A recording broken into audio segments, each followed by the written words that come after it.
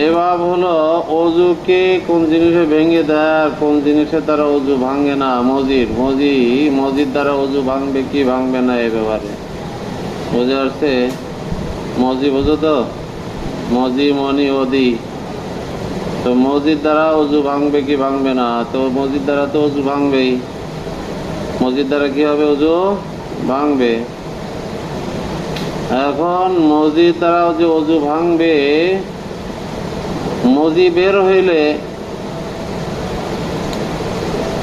ধৌত করার নির্দেশ, যে জায়গাকে ধৌত করে ফেলবে, জাকারকে ধৌত করবে। ইমাম আবু হানিফা রহমাতুল্লাহ আলাইহি বলেন শুধু যেখানে মজিটা লেগে আছে ওই নাপাক জায়গাটা ধুইলেই চলবে। কোন জায়গাটা? যেখানে নাপাকি লেগে আছে ওই নাপাকিকে ধৌত করলেই চলবে, ওই জায়গাটাই।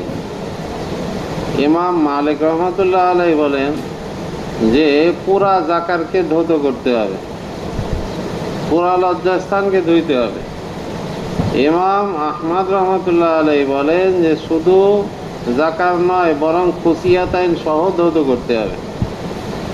ইমাম মালিক রহমতুল্লাহ আলাইহির দলিল হাদিসের ভিতরে আছে ফাগসিল জাকারাকা, তোমার জাকারকে দিয়ে বলে, জাকার তো পুরাটার নামই হলো জাকার, এই জন্য পুরাটাই ধুইতে হবে।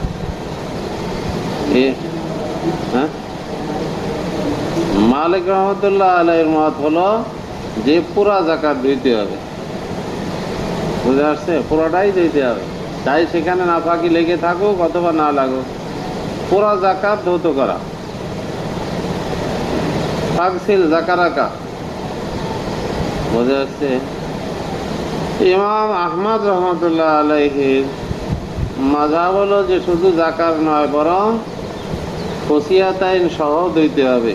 কেননা হাদিসের ভিতরে আছে ফাল ইয়াগসিল মাযাকিরাহু, ফাল ইয়াগসিল মাযাকির মেজকারের বহুবচন মাযাকির, বুঝে আসছে? জাকাত থেকে।